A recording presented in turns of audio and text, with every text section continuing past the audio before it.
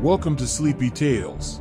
My name is Mateus, and before we begin today's story, I'd like to invite you to subscribe to our channel and leave a comment below saying, "I'll sleep well tonight." Now, sit back, relax, and let's dive into tonight's tale.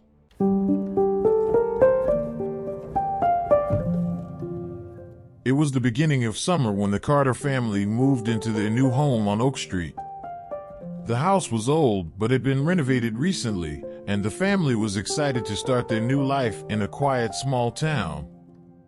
The Carters consisted of Tom and Laura, a married couple in their early 40s, and their two teenage children, Emily and Jack. The family spent the first few days settling in, unpacking boxes and arranging furniture. But something strange began to happen. Doors that they had closed would be found open, objects would move around seemingly on their own, and the family could hear unexplained noises late at night. At first, they brushed it off as their imagination, but the occurrences became more frequent and more disturbing. One night, Tom woke up to find his bedroom door slowly opening. He assumed it was one of his kids trying to sneak into his room, but when he got out of bed to check, he found no one there. As he turned around to go back to bed, he saw a shadowy figure moving across the hallway. He called out to his wife, but she was sound asleep and didn't wake up. Over the next few days, the family tried to ignore the strange happenings, but it was becoming more and more difficult. Emily started having nightmares, and Jack would often hear whispers in his ear while he was alone in his room.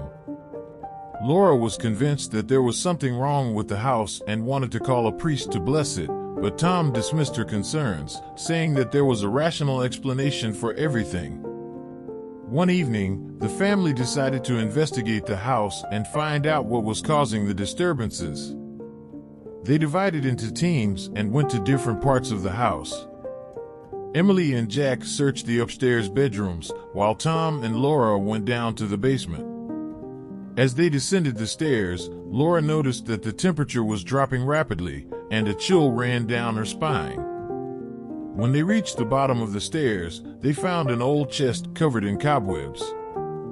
Laura approached it and opened the lid, and inside she found a strange necklace made of bones. Suddenly, the door to the basement slammed shut, and the room was plunged into darkness. Tom and Laura heard Emily and Jack screaming upstairs and raced to their aid. When they got to the top of the stairs, they found the two teenagers huddled in a corner, terrified. Emily said that she had seen a ghostly figure in the mirror in her bedroom, and Jack said that something had whispered his name in his ear. At that moment, the family realized that the house was haunted by a malevolent spirit that wanted to harm them. They decided to leave the house and seek help from a paranormal investigator. The investigator, a middle-aged man named John, arrived at the house the following day.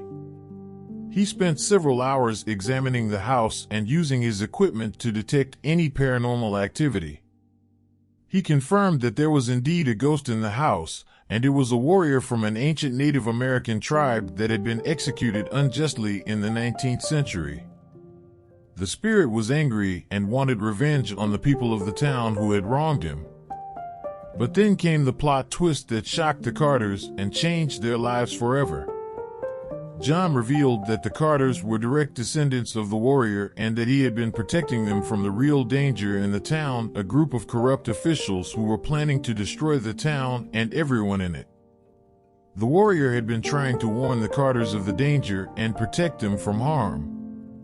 The family was stunned by the revelation, and they realized that they had misinterpreted the spirit's actions as harmful when in reality, it was trying to protect them. They felt grateful and relieved, but also horrified at the thought of the danger that was lurking in their town. John urged the Carters to leave the town immediately and seek refuge in a safe place until he could deal with the corrupt officials. The family packed their bags and left the haunted house on Oak Street, never to return. As they drove away from the town, they felt a mix of emotions, relief at being safe, but also sadness at leaving their home and the spirit that had been watching over them. The Carters wondered if they would ever be able to return and live a normal life again. Years passed, and the Carters settled in a new town, far away from the haunted house on Oak Street. They never forgot the experience and talked about it often. They eventually learned that John had been successful in stopping the corrupt officials and saving the town from destruction. But the Carters also learned that their connection to the warrior spirit was not just a coincidence. They had a responsibility to honor their ancestors' memory and continue to fight against injustice and corruption in the world. They vowed to never forget the lessons they learned in the haunted house on Oak Street and to use them to make a positive impact on the world. And so, the Carters' experience in the haunted house on Oak Street was not just a terrifying ordeal, but also a life-changing event that helped them find their purpose and make a difference in the world. Thank you for listening to this bedtime story, and remember, if you struggle with falling or staying asleep at night, click on the first link in the description for the ultimate solution to your problem. Now, choose one of these two videos and continue on our journey in the world of bedtime stories.